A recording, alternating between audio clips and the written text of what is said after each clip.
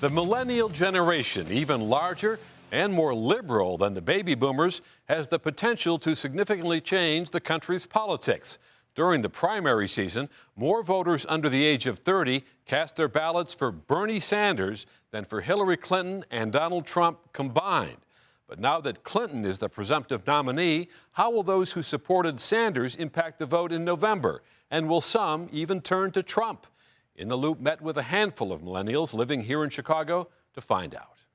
I think that it is wonderful that we're at a point in our nation's history where a woman may end up being president. I think it's about time. I think that's really important. Bernie inspired me. I believed in a vision. I believe in the movement that he's creating. I can't say right now that I would definitely cast my vote for Hillary, though.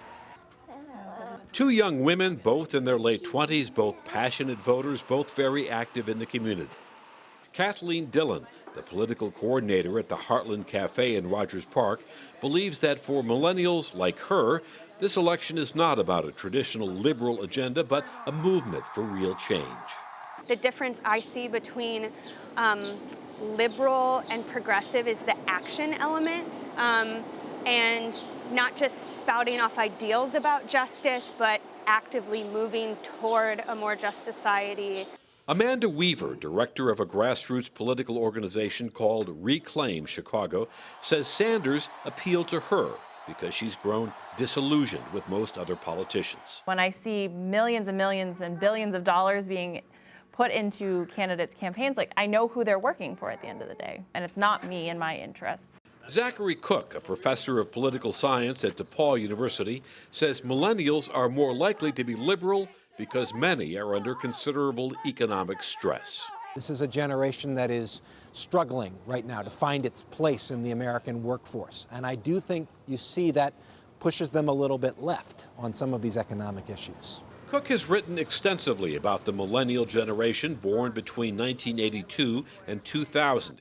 He says they are more likely to believe the American economic system is rigged against them. Interestingly, I think you would see some common ground there amongst some millennials who really gravitate to Bernie Sanders on the one hand, and others, for different reasons, depending on their diagnosis, who gravitate to Donald Trump. For example, 26-year-old Chicagoan Dan Gallegos supports Trump. He co-founded a super PAC called The Art of the Deal. Well, I formed it because I think Donald Trump is the only candidate who represents true change and the only candidate who's going to actually solve the problems that we're facing. The Northwestern University graduate, who now works as an operations manager, believes members of his generation need to be less idealistic and more pragmatic when looking at the candidates and the issues. I think in large part they really do care about the future of this country a great deal. I think a lot of them are a little bit misguided. They look at politics more at the surface level, more at the emotional level, rather than actually getting into the statistics and really the root cause of some of these problems. Last person in the park's a rotten egg. 33-year-old Jamal Cole is also part of the millennial generation, but he says local action is more likely to lead to real change than national politics. I try to figure out what I can do to make my block a safer place. And once we are connected on our block, then we can start thinking about, our entire neighborhood. Then we can start thinking about our entire city. 3 years ago, Cole formed a nonprofit called My Block, My Hood, My City.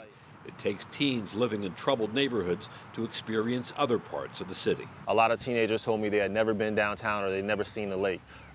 Consequently, their entire worldview or what they thought was possible for themselves and their peers was geographically bound to their community. According to Pew Research, 50% of millennials consider themselves politically independent, not reliably liberal or conservative. Whatever their political affiliations, millennials have voted less than other age groups in recent presidential elections. Many cite social issues such as gay marriage and immigration as motivating factors in voting. It seems almost silly to me that it's something that we even have to legislate on, is who can marry who. I kind of look at everybody the same, so I absolutely support equal rights for everyone. When it comes to immigration, Gallegos points out that his father moved here legally from Mexico. Still, he supports Trump's plan to build a wall and deport undocumented immigrants. Curing this nation from any foreign person who wants to come in illegally because we cannot vet those people. We have no idea who's coming in. But Kathleen Dillon finds Trump's harsh anti-immigration rhetoric appalling. We can't have people coming over to the States and children who are born here being stuck here while their parents are sent away. And while Gallegos opposes any form of gun control, others think it's time for a change. The NRA and big money is keeping us from having an honest conversation about what gun control could look like. How does someone get to the point where they just lose all compassion towards somebody and pull out a big tool to kill that person? How can we reach that person first? But Cole says more gun control probably won't work because he says criminals don't obey laws.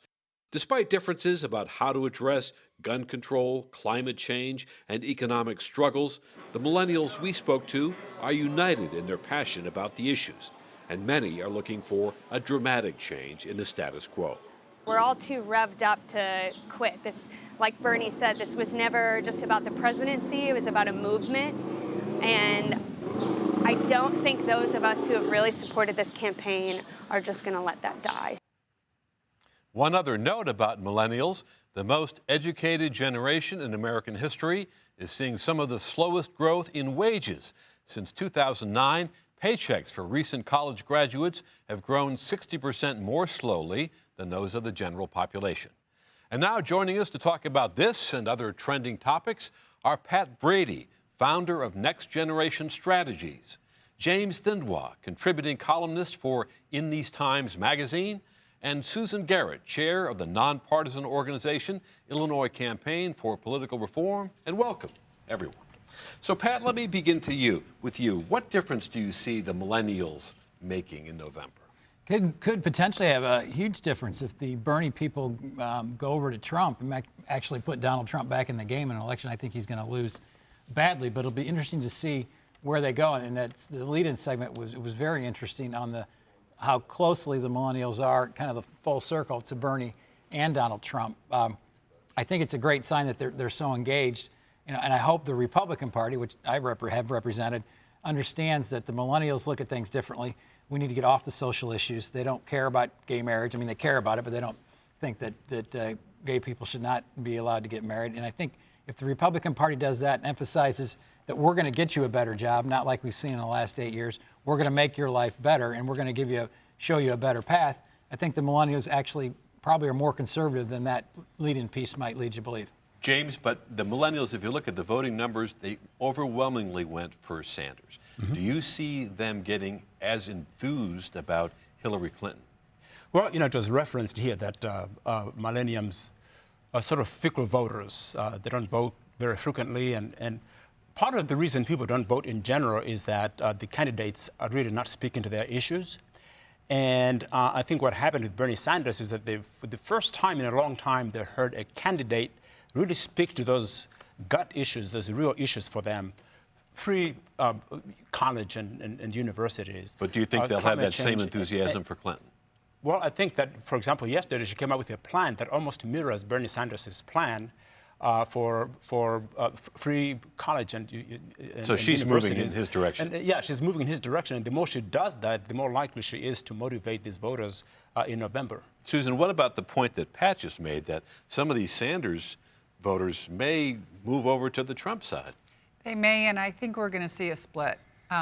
Just from watching the video, I think that these voters are pragmatic, which is what we heard. They're maybe not as partisan as we think they are. They're interested in issues that really matter to them. And they're thinking long term. We've all heard about these college expenses, how expensive it is to go to college, the debt that these students have been faced with over the years. That's something that's really important to them. They're going to identify with candidates who present them with issues that really are going to make a difference. Change is a key word here.